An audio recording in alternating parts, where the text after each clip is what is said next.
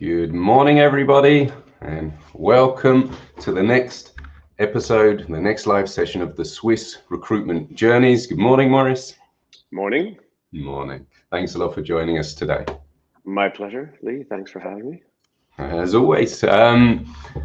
So, quick introductions on both sides. My name is Lee Diamond. I'm the Managing Director of We Recruit, recruitment to recruitment specialist in Switzerland and for the Swiss market. So we're helping recruitment agencies and companies directly to find the best recruitment and HR talent.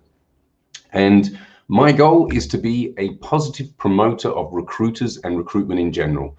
I think at times recruitment gets a bit of slack, and I'm here to wave the flag and really show how recruitment and give some insights into the recruitment world and really try to bring the Swiss community together. So if you're in recruitment and don't know me, connect, reach out, say hi. I'd love to welcome you to my network. And today I'm joined by Maurice Thornton. Maurice is Managing Director of Headcount in Zürich. He's a scientist by background, moved to Switzerland in 2005, and today they are 11 people and a life science focused recruitment agency driven by scientists. So very special and very niche. And it's actually the second time Maurice has joined me. We did last time the How to Win More Retainers session in the past, which had some fantastic engagement and response. So really happy to have you on again and go through this time. And I really love these episodes because when do we ever get a chance to learn more about some of the most successful recruiters in Switzerland and how they made their journey happen? So really looking forward to this today, Maurice. Thanks for joining us. Me too. Let's see where it goes. Exactly. I've got a few questions up my sleeve, and yeah, looking forward to it. So got a few comments coming in as well. Morning, Max. Morning, Thomas. Thanks a lot for the messages, and thanks for joining us on the session. So yeah, Maurice, tell us a bit about yourself personally. I mean, the career side, obviously, we'll go through and find out more throughout the conversation. But tell us a bit about yourself personally. Sure. So I was born in Ireland, in Dublin, back in the 70s. And my family immigrated to Canada when I was 8 years old. So I grew up in Toronto.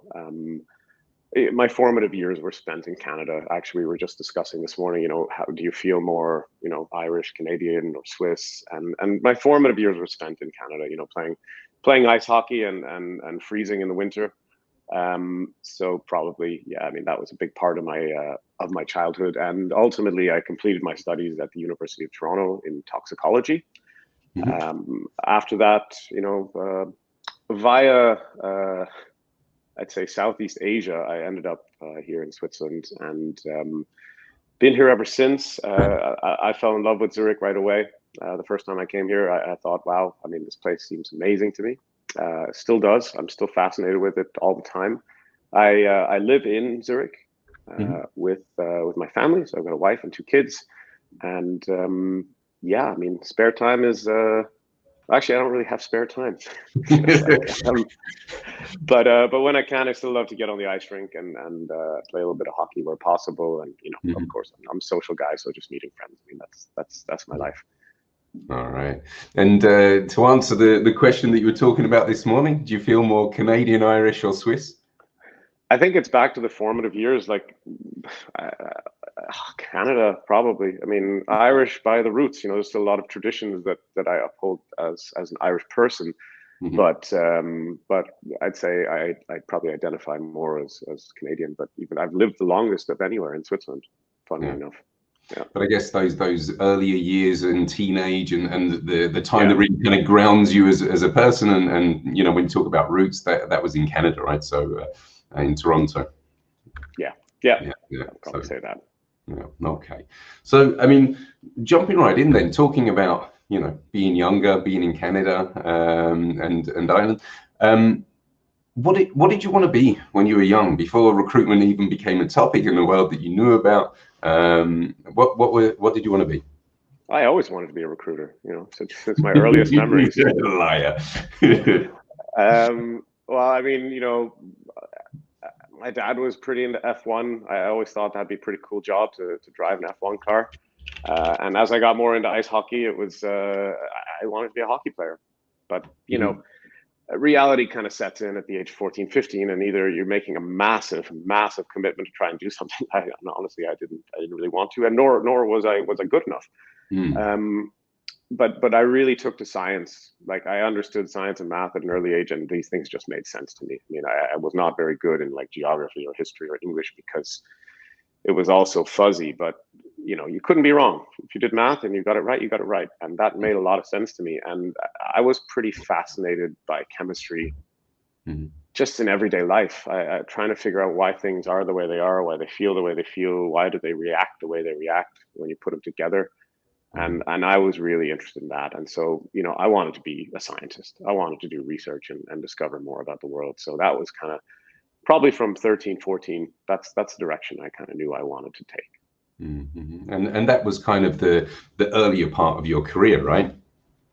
So yeah. After finishing your studies, you then went into research, if I remember rightly. Yeah, so I applied to 3 universities in Canada, and I got into the 3 of them, 2 for engineering, and actually 1 for natural sciences. And in the end, I remember I went to go visit one of the schools, and one of my friends, he was in the engineering program there, and we were in his dorm room, and I said, okay, so, like, is this one of your books? And it was like this thick, and the title was Concrete. And I was like, no, I don't think I can do it. I can't do that much of a book about concrete. So I chose to go to the natural sciences at the University of Toronto, and ultimately, finished in toxicology. I worked in preclinical research. So, I mean, don't hate me, everybody, but animal studies. I mean, before we test drugs on people, we got to test them on animals. So I did a lot of work in that regard, both in Toronto and then in Ireland. I went to work for a company called Elan Pharmaceuticals, Trinity College. They had a campus in Dublin, and I worked there. Similar stuff. So on the research side, I didn't really ever think that I would be a biology-based type of scientist. I always thought it would be more like a chemistry guy or a physics person.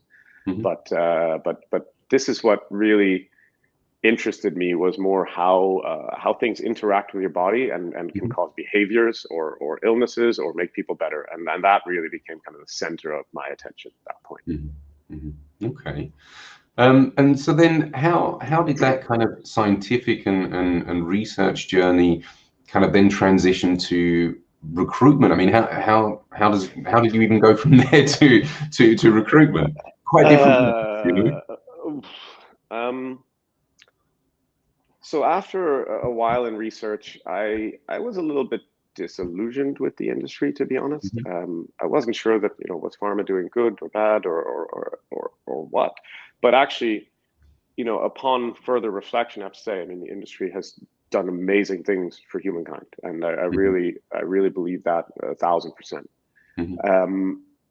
But it wasn't for me. It wasn't for me to spend that much time in a room with that many rats. So it was, I was alone mostly. Sometimes I had people in the lab with me, and I just thought, no, this is not how I want to be. So I left that, and I moved into kind of more sales-based roles. I was a bartender for a while. I was a substitute teacher. I did a lot of different things. I just kind of rolled with the punches. And I decided to kind of drop everything in Canada. I moved to Australia, which was supposed to be kind of just for a couple of months. It turned into close to a year and a half, I think. And there I worked again in some sales jobs. I worked on a farm. I did all kinds of just kind of hand to mouth kind of stuff, living paycheck to paycheck and loving every minute. Decided to go to Southeast Asia, ended up around there for 8 months, and ultimately moved to Switzerland because of a girl that I met. And I had no idea. About Switzerland. And when I arrived here, Switzerland before? No, somebody. I did the kind of Interrail thing when I was about 19 or 20, and everyone told me skip Switzerland.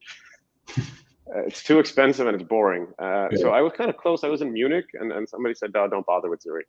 It's boring and expensive." I showed up here the first time, like I said, and I loved it.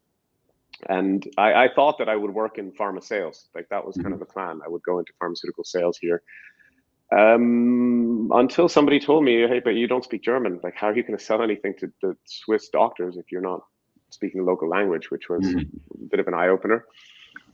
So I ended up getting another sales job. I was selling ecological investments in Panama.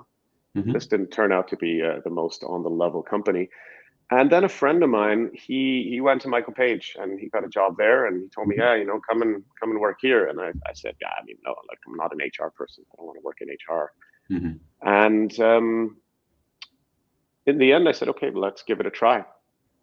And I had already been there, I think, with them to interview for a job, through Michael Page. I was hoping to work for like Roche or Novartis or something like that. And this obviously hadn't worked out.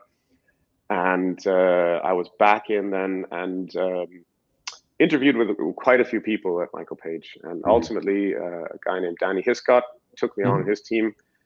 And it was sort of, we had talked about it. Michael Page is kind of very heavy in finance. A lot of finance recruitment. That's kind of what drove their business at the beginning. I know that they're a little bit more diversified these days, but I told him, like, look, I don't want to come and do finance recruitment. Like this for me is not really what I'm passionate about. And he said, come and show us, if you can actually do the job, and then you can kind of do what you want. And I said, I want to do life science. I want to do pharma. And he said, look, if you're good, you can do it. Yeah. And then true to his word, after about 3 months, I ended up changing teams. I went to work for Terence O'Hare, who was my boss at the time. And basically, I was the first guy in life science. We hadn't really done that before, so I was the team. So yeah, that's how it happened. Okay, so yeah, I mean, I guess in Switzerland, a lot of people get into recruitment through lack of opportunities or perhaps restrictions from languages or education or these kind of things, because they're looking for an opportunity maybe in what they know, and it's hard to get into those positions. So I can understand that. And I think what you say about doing financial recruitment, I mean, it's so important to be passionate about what you're recruiting, to be interested. Recruitment is all about curiosity and the willingness to really understand what's happening in that world with the candidates. And if you're not passionate, if finance wasn't your thing, then it wouldn't have been the right thing for you. So yeah, it's good that they gave you the chance and trusted you to do that. Shout out to Danny. Yeah. Good. Okay, so then you were there for, I think, quite some years.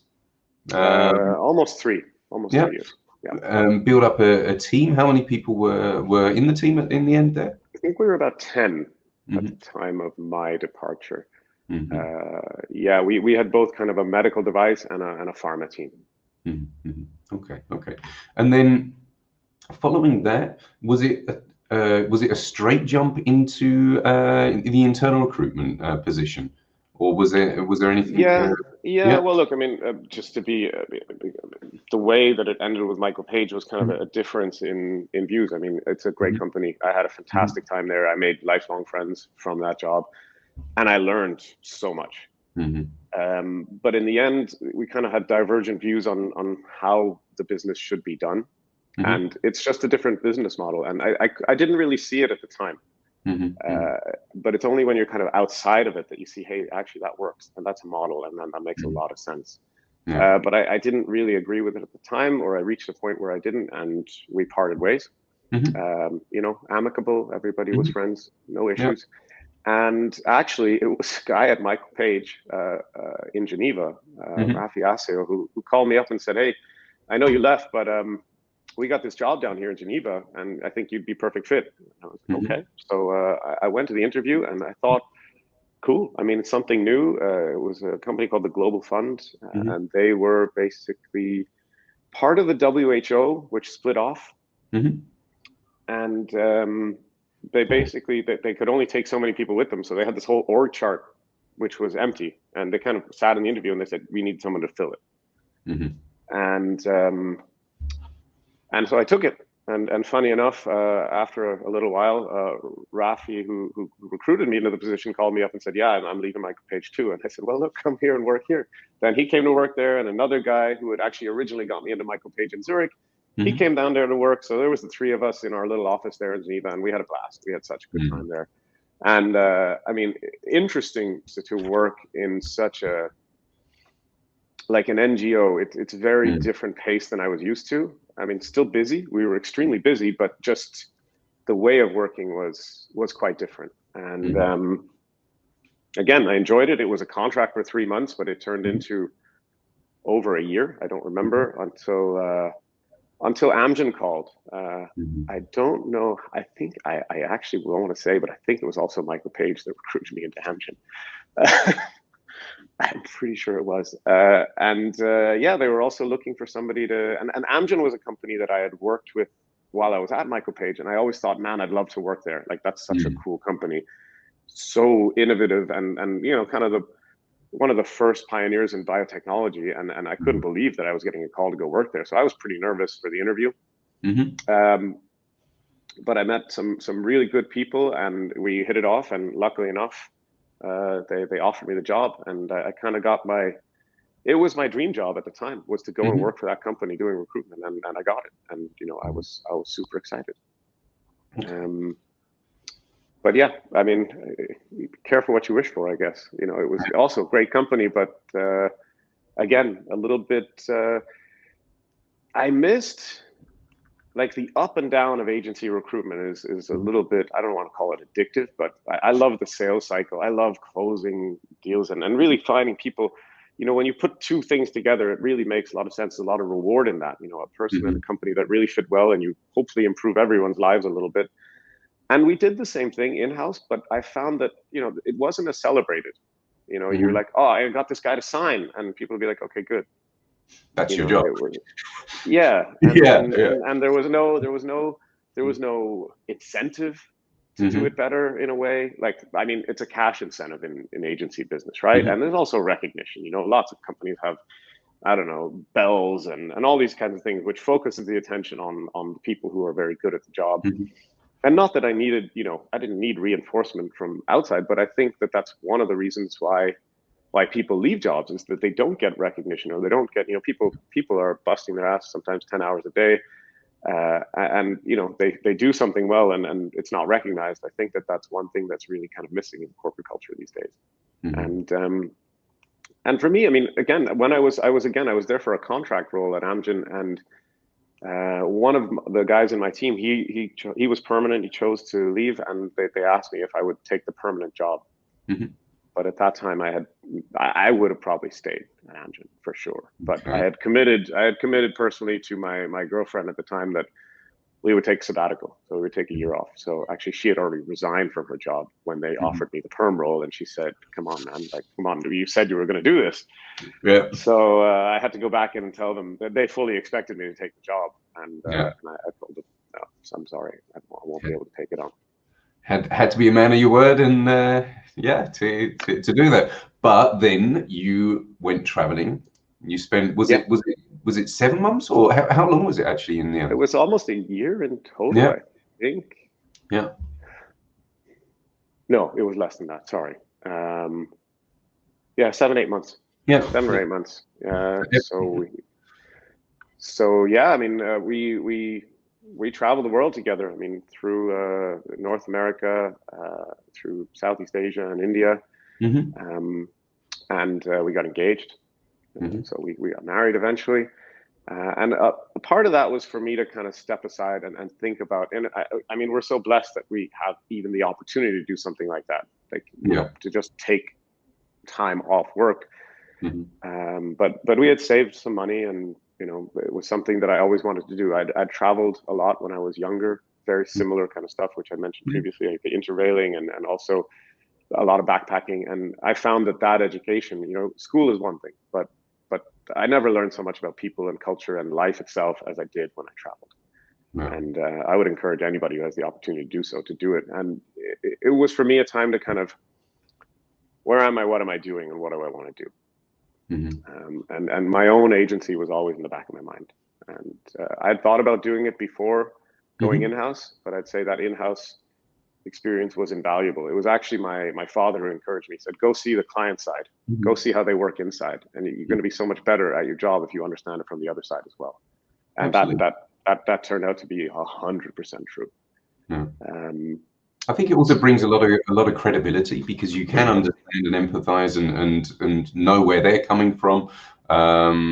And yeah, I think also being able to say that, as you say, that you work for Amgen, fantastic company, fantastic brand, obviously very, very well known. And I think that helps you along your journey as well, right? I think it's more to understand the way that the levers work internally. You know, I mean, we were always taught, you know, the moment an interview is over, you get on the phone with that HR hiring manager, whoever it was, you know, within an hour, you've got to be on the phone with them and find out what the feedback is. When I was in-house, I realized, like, you know, you have panels of interviews. You don't have a debrief until 3 days later. You know, you don't know what the feedback is. Yeah. And I realized, like, oh, well, there's not this massive urgency that we were always kind of taught that there was. It didn't exist on the in-house side of things. I mean, outside of contracting, maybe, you know, you see that kind of urgency, which is definitely required. But I mean, for our clients, decision processes are not that quick.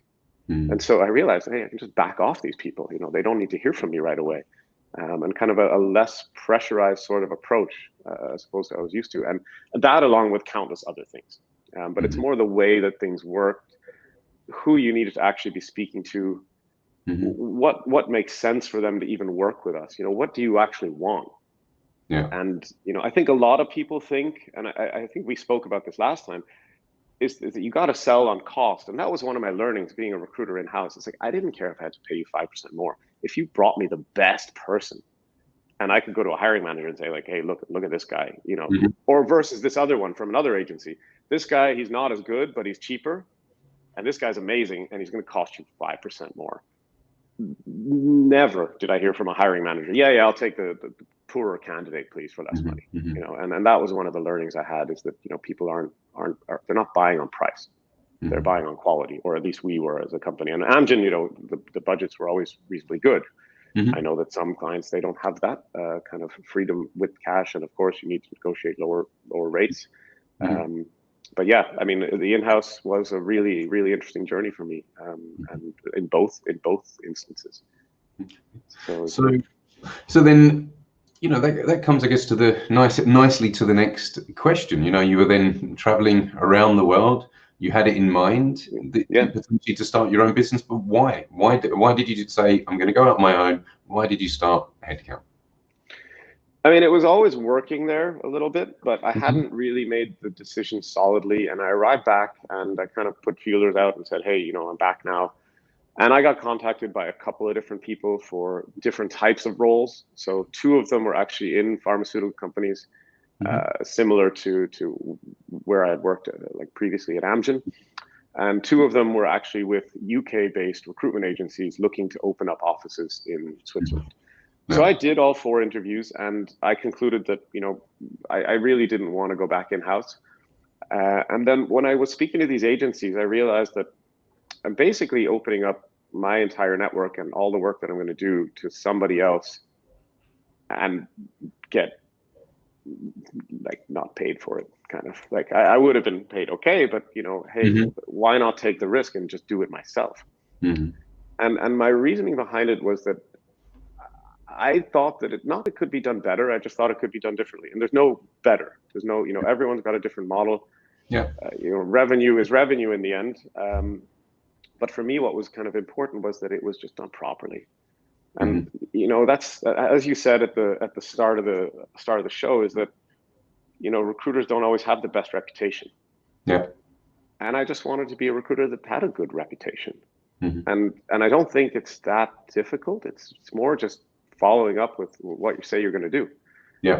Getting back to people you say you're going to get back to. And you know, I'm no saint. You know, it happens to me too that I would forget to do things. But I found that this, and that was part of what I thought about kind of the model at Page was, you know, it's very KPI driven, which makes a huge amount of sense for a large organization. Have to have KPIs, because, you know, managers cannot manage or keep tabs on that many people on a personal level. So KPIs make a lot of sense. But I wanted to be in a situation where I didn't have the pressure of having to send 10 CVs in a week. It was 12. I had to send 12 CVs a week. I didn't have 12 good CVs in a week, but I still had to send 12 CVs. So what am I sending? I'm sending out half decent and the rest, not so good. So I wanted to do, like, if I had 4 good ones, then it's 4. That's it. You know, don't need to send more. And that was kind of the thinking of why to start it. I also thought, you know, hey, it's science. I'm pretty passionate about this. I mean, and all the guys here too. I mean, being scientists, we get in, you know, a lot of debate and discussion here in the office about the products and the science, and we have a good time with that. And that's what I wanted to do. You know, kind of have a bunch of other nerds around me too. And that's why I started it. I just thought I like this field. I'm really interested in the science behind it. I'm interested in the people in it, and I like talking. You know, I like to just talk to people. And that was one thing I missed in-house too, is that you have this like mono approach. You only know your company. And you know, now I'm talking to everybody. You've kind of got fingers in all the pies, or you kind of know somebody everywhere. And you get to, you know, basically just catching up on gossip, really. Yeah, you really know what's going on in the market with the different companies, the different developments with the different products and drugs and things, and you know, potential takeovers, acquisitions, movement of people. What's, you know, it's a completely different dynamic from that kind of, as you say, mono siloed situation. Yeah, exactly. So, I mean, you started to mention it, you know, being, you know, a bunch of nerds sitting around talking about science, but, you know, it kind of, again, leads us nicely into the next question that I wanted to ask you as well. I mean, first of all, why do scientists become recruiters? I mean, that's kind of one question I would have. And secondly, why do they join Headcount? Why do they come to you? Sure. Well, look, I can't speak for all the scientists out there, but the most common thing that we hear from people, you know, we have everybody from kind of a bachelor or master's level education up to people with PhDs and postdocs who've joined our company. And most often it's either they're a little bit tired of academia, because it's a strange world. Or the work that they were doing, like me, was very individual. And they're more people, let's say people persons. I don't know how you want to say that, but they enjoy the social aspect of things. And they might come to us because, hey, they want to understand, you know, a stepping stone. We've had a lot of people come in and, you know, they do an internship with us, and it's a 6-month internship. And after that, they find a job in the industry because they've come in and understood what all the different jobs are. And then they realize, hey, that's what I'd really like to do. And in a lot of cases, we've tried to help people get into those jobs if recruitment's not for them, because it's not for everybody. But I'd say that the driver is that the science didn't work out the way that they thought it would. Like me, you know, I thought that, you know, I was going to be a scientist forever, but I really missed the social aspect, and that's why I think, and you have to have that rare combination of, you know, the scientific kind of prowess and an interest in kind of the sales approach that we have in recruitment. And I don't know, I mean, I don't know why people join us here. I think we've got a pretty good team. And I think people feel that when they come in. We try to keep it quite science driven. So I think people feel more comfortable coming here if they want to. You know, you studied for 7-8 years something, you don't want to just kind of walk away from it completely. And we try to keep science as a pretty big part of what we do here. And I think that makes people feel a little bit more comfortable stepping away from the sciences. They still get to hold on to a little bit. Like I read every day. I read every day about this industry and what happens and the technological developments. And we were just talking this week about a new product which is going to like basically heal spines, and it's just so interesting to me. And I think that's why if we keep that dialogue going here, people are more likely to join with that scientific background. Yeah, I guess it's nice to have kind of a bunch of people who are all passionate about the same topic, and all have an opinion, and an educated opinion, and can really have a bit of a conversation and almost even a debate about it potentially. Yeah, we have lots of debates. Okay. All right, so talking about kind of getting to where you are, you know, why did you get to where you are? And were there in your time any key defining moments, you know, that really tipped the situation, that changed your life completely?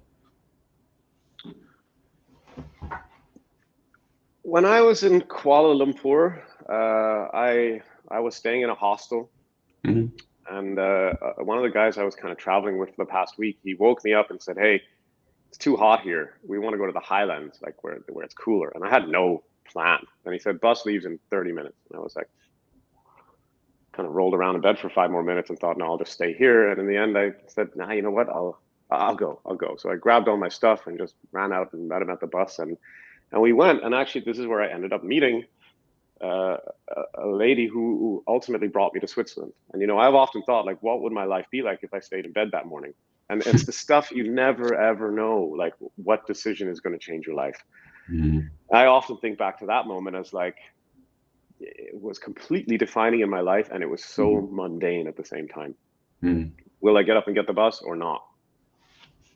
Change my life.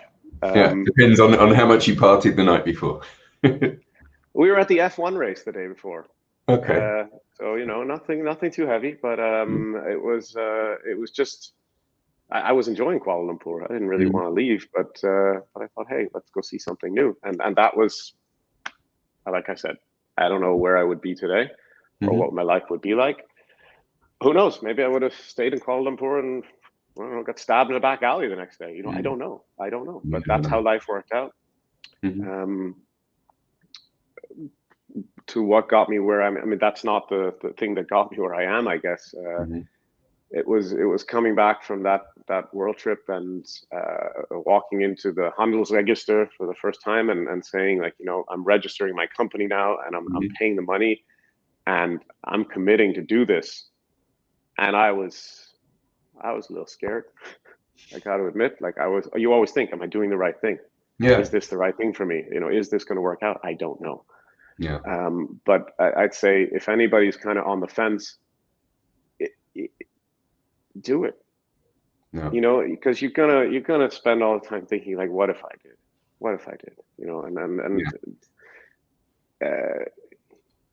I think one of my favorite sayings is kind of, you miss 100% of the shots you don't take.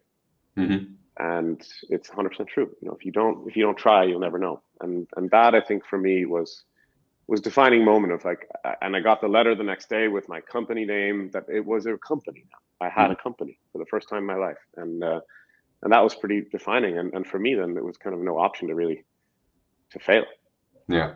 I was getting married soon after, started a family, and it had to work. Yeah. And so I'd say those are also pretty defining moments, when you've got mouths to feed, all of a sudden your life changes completely. It's not just you anymore. And I'd say that also spurred me on to success. Yeah. So, I mean, it's I can really relate to it, because obviously I've been in the same situation myself. Starting my own business. I think it's a really special moment. But yeah, it's scary. It's scary to say, hey, I'm going to be purely responsible. If I'm not successfully placing people into jobs, I don't have money to pay the bills. It's really as black and white as that. So yeah, I can definitely relate with that kind of moment and that fear. But I mean, I was down to pennies until the first client paid, and I never forget, because actually it was one of these like freak occurrences where, and if you're in recruitment, you may have had this happen to you, where you were asked to recruit a position, and in the end they hired two. And I was like, that was my first placement, and then it was immediately a second one, and it was my bank account just all of a sudden took this massive jump. You talked about having a party night the night before. We had a party night that night. That was also something I'll never forget. Just going to pay a bill, and all of a sudden I didn't even know that they were going to pay. I had no idea. And then all of a sudden I just checked the bank account. I had to blink several times and be, they actually paid. Somebody paid me for my work. And that was pretty huge for me. It's an amazing feeling, making your first placement as your own boss, with that kind of vision and dream, and saying, hey, I'm going to go out on my own, do it myself. That first placement, the first time you send that invoice out, and the first time the money hits the bank, it's magical. It really is. Yeah, in a completely unexpected place. I never would have thought that would have been my first placement, but hey, here we are. Exactly. So it's all sounding pretty rosy, pretty successful. Everything's going great, but let's talk about some challenging times, some hard times. I mean, if I asked you the question, what was the hardest time for you?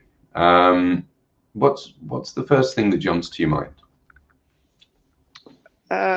I'd say probably the most confusing period was kind of leaving Page. When I left Michael Page, I was kind of, okay, I don't know, what am I doing here? The relationship with that girl had kind of fallen through. You know, we were broken up. I was here. I had some good friends, but it was kind of like, okay, what am I going to do now? Like, am I going to stay here? Am I going to leave? I went back to Canada and realized that, you know, people there, kind of everyone was still there, but, you know, they were also leading their lives, and it wasn't as I remembered it, you know, when we were kids.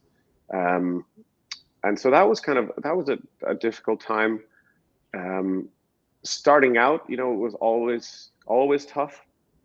Sort of, we had a finite amount of money, and I kind of was always saying, okay, if I count every credit card I have, and I can take a loan, and I can do all of the, and I'd already been to the bank to see how much they would actually lend me, plus the cash I had, it was kind of like, I can last 8 months, and then I got to get a job.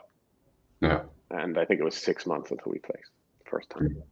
So that was tough, and I think there's some situations where, you know, like COVID was pretty tough for us, and we had lost some people right before that, and that was not an easy situation for me. That was one of the toughest decisions I had to make as a boss, was actually let, you know, one of my best employees go, and that was pretty hard for me. And I remember being the beginning of COVID, and our team had changed dramatically. We're a lot less people, and nobody knew what was going to happen. You know, because we had still clients insisting, oh, no, I love to shake a man's hand before I offer him a job. And we were like, okay, you know, so I guess that's going to be postponed 2 weeks to flatten the curve. And then it was 2-3 months on, and people were still saying, no, we're going to wait until it's over. And so we just had this like gap of revenue. You know, people weren't placing anymore because the clients weren't doing the interviews. We still had 1 or 2 clients that were already pretty digital before COVID. So thank God for them. They were always making the hiring decisions remotely. So it didn't really matter. But I'd count that as also one of the more uncertain times. And, you know, could I keep the team? Could I pay the team? Did we have enough volume of work? But luckily, that was just a 2 or 3 month period until everybody kind of realized, oh, wait a second, this is not going to go away. So those were all, that was probably one of the tougher times. I agonized over some of the decisions about letting some people go. And that was a tough time for me. Yeah, I think it was tough for all of us and tough for everyone. Not only, you know, small business owners. I think, you know, I think it was just the uncertainty. We didn't know when is it going to end? When will things start to turn? When will people's mindsets change? It was just this uncertainty. And I think that in our professional lives, and certainly probably not in the last, you know, 10, 15 years, we've not really been in a situation like that. I mean, we had a recession. Or, you know, harder time, let's say back in, what was it, 2009, I think it was, which was a more challenging time. But also at that time, I remember in the papers saying, you know, Switzerland is, you know, shopping through the recession, and they were actually, there was people spending more money in the shops than in previous years, or whatever it may be. And I think Switzerland was one of the best places to be in that time, the most stable, and it generally always is one of the last to go into a problem and one of the first to come out, is somehow my perception of the market here. But yeah, I think it's been a challenging time. I think right now it feels like a fantastic market, that things are bounced back, and, you know, let's see as we head into winter now, you know, increasing cases and how everything's gonna react, right?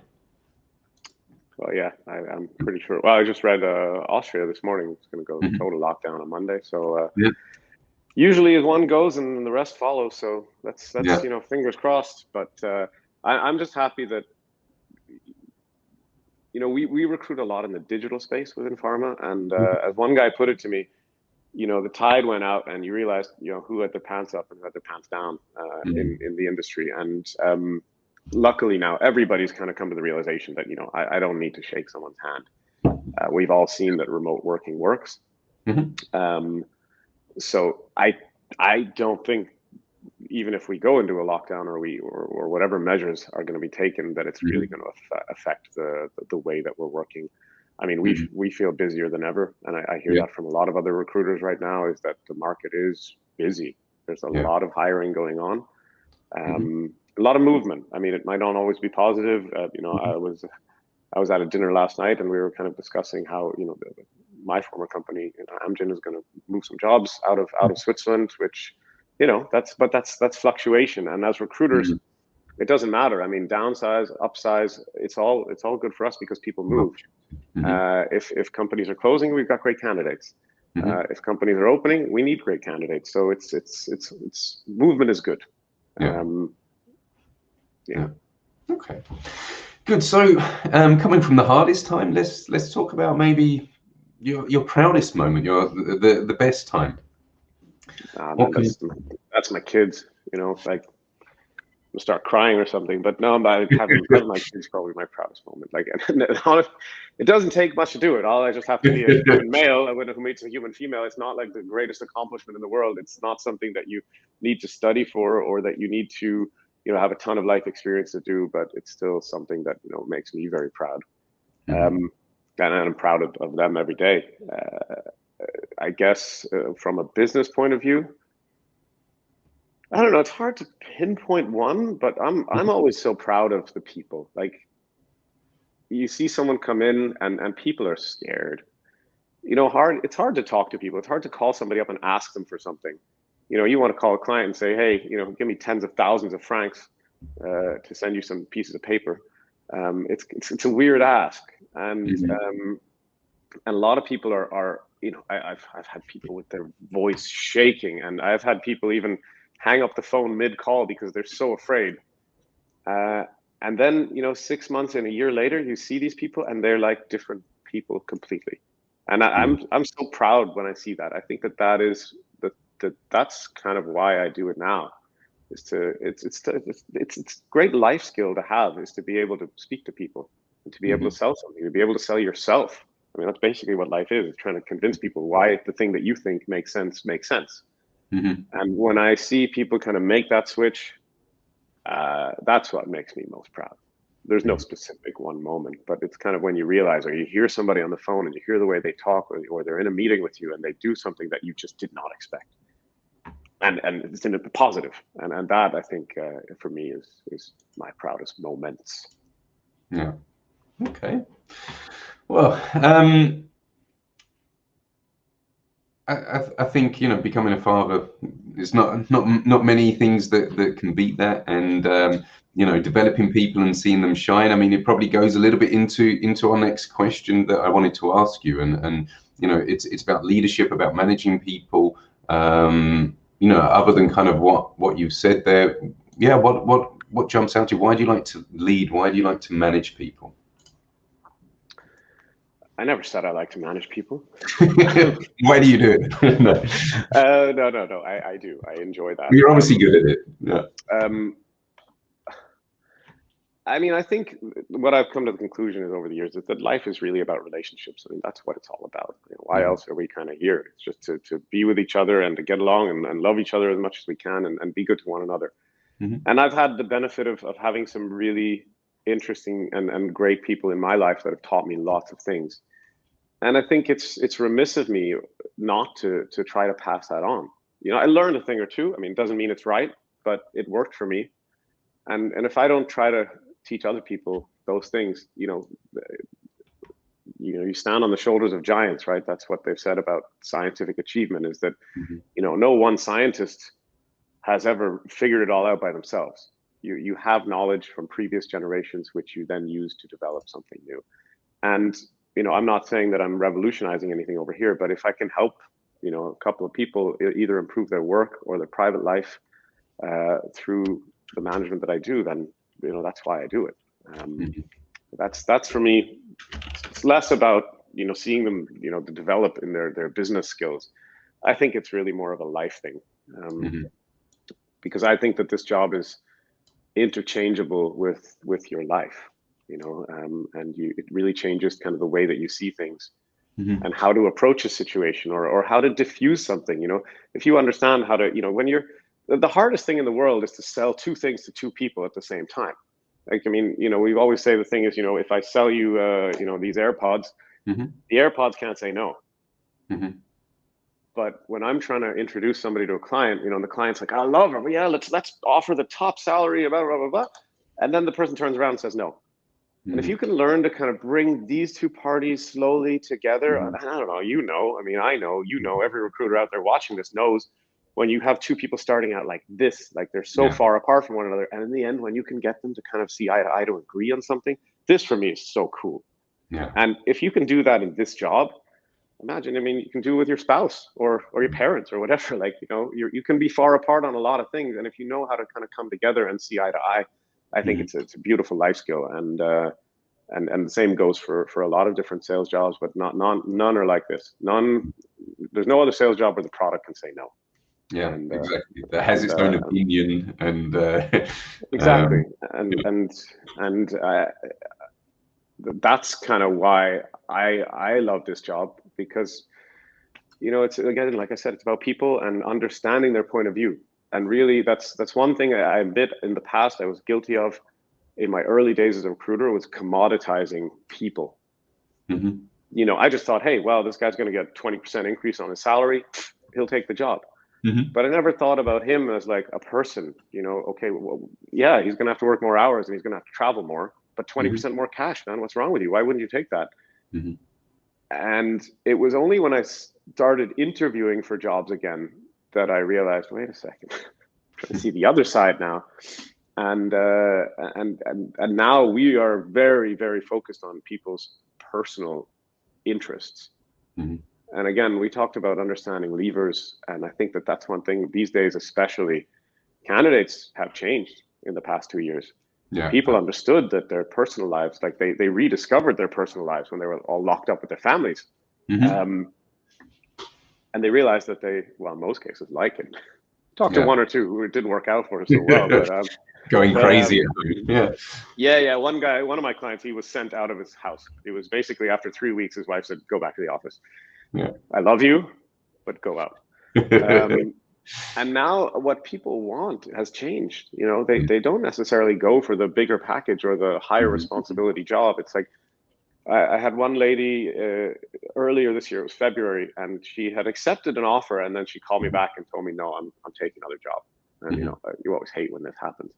Terrible. And she just said, yeah, but you know, it's a 1 hour commute for one, and it's 5 minutes for the other. And yeah, I know it's not as good a job, and it's actually paying less, but I'm doing it for my family. And I was like, yeah, you, and in the end, that's the thing I can't argue with. So anyway, back to how I lead and manage, or why do I like it?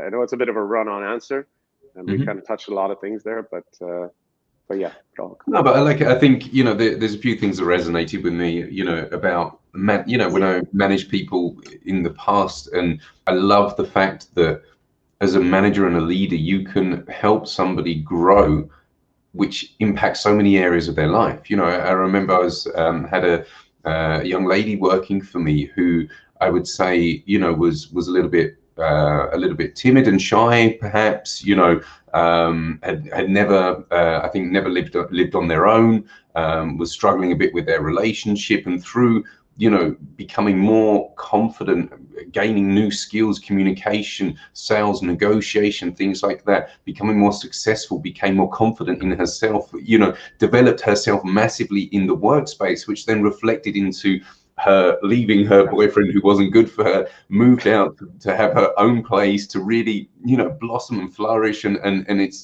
mean, it doesn't, obviously that's the maybe far and few between, but it's so beautiful when something like that happens, and you can see that person's development in the professional space and how that can reflect their personal space as well, you know. Yeah, I agree 1,000%. So talking about team and talking about managing, if I asked your team to describe you in 3 words, what do you think that they would say? Yeah, that's a tough one. So I'd say I'm fairly hands-off. Okay. I'm not on top of them, you know, to try and check what they're doing. I mean, so I guess that kind of goes back to trusting as well, and that's what I think we need to have here. If I don't trust them, then what's the point of hiring them? You know, I always say we hire grown-ups and let them work. So yeah, I'm pretty trusting. I'm hands-off.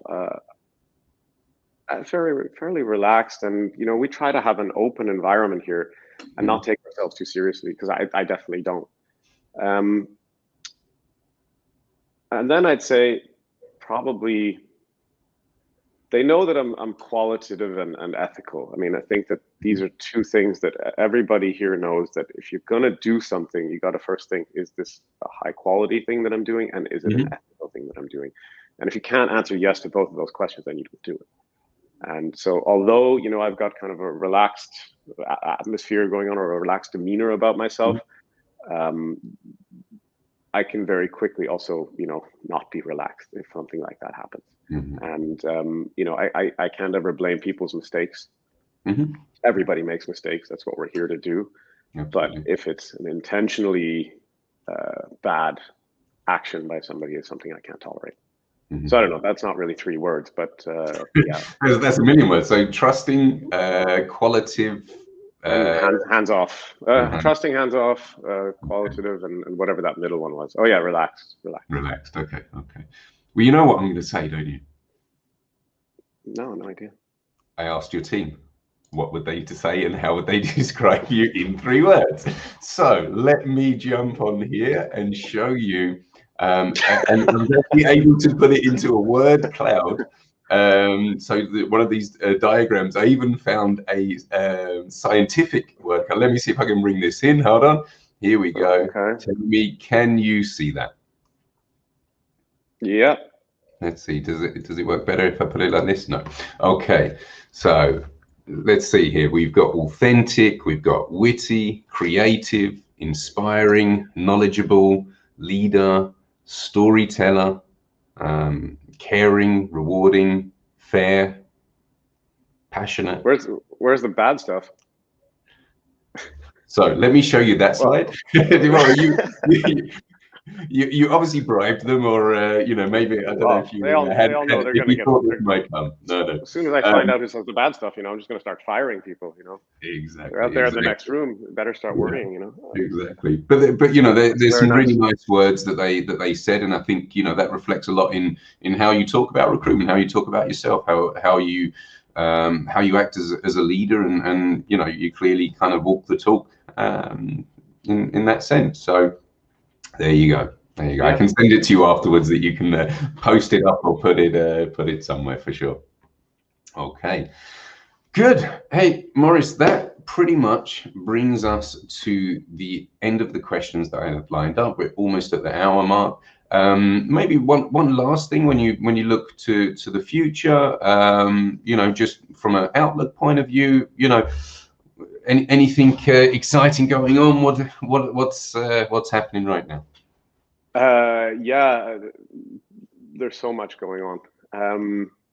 We've grown a good bit in the last little while, and with that, I wanted to be an entrepreneur so I could sleep in,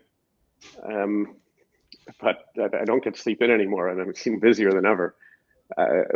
We've gone from the phase of kind of being this kind of small, tight group to having a lot of change. If I look at the company 3 years ago versus today, it's massively different. And what we've realized, we had an offsite last summer, and it really came through that the team said, we need alignment and training, and we need to have better systems and processes. And I said, we don't need any of that. But it became very evident very quickly that it was the case. And so right now we're working on putting together a learning management system. That's what I'm spending this afternoon doing, so that we can kind of streamline and be sure that everybody's on the same page with the way that we do things on a kind of scalable basis, because I can't spend time with everybody anymore. And even we have great managers here, they don't have time to kind of, so if we can digitize that somehow, I think that'll be it'll be a reward that pays off kind of later on. With respect to our systems, we're upgrading everything. We're putting a good bit of money into automating tasks that take a lot of time from our recruiters. And I think that, again, it's something it's such a pain in the ass. I mean, if I can say ass on here, I don't know, but it's such a pain in the ass. I don't know the rules. It's so complicated. I mean, to get this stuff up and running, and all the rules that you need to have, and be sure that the systems are talking to one another. And a big thing we're talking about right now, I'm just looking at something we got in the meeting room here. It's integration with all the different softwares that we're using, and that's a challenge. But it's about improving, the speed, the workflow, the candidate reach. That's a pretty big topic right now, and we're looking to expand our contracting business in 2022 as well. On top of that, so if anybody out there is listening, who's got an amazing contracting background and wants to come to a place that will basically give you the entrepreneurial license to go ahead and do it how you want, give me a call. Okay. Yeah, it sounds like exciting times, going from being a certain size to really maybe that second phase of growth and development and evolvement as an organization, right? Yep, that's what we're looking to do. Exactly. Awesome. Well, I wish you all the best with that, and thank you very much for joining us for the Swiss recruitment journeys. I think it's been a pleasure to learn a bit more about you on how that journey's gone. What it takes to make that journey from being a recruiter all the way up to a managing director and owning your own business, and you clearly do it with a lot of class and style. So yeah, wishing you the best of luck for the future. Thank you for joining us, and thank you to everybody who has been watching, who dropped a comment, who liked and shared the session, and yeah, wish everyone a fantastic Friday and a great weekend ahead. Thank you very much, Lee. It was a pleasure. All right, and thanks everyone. Take care. Enjoy. Bye.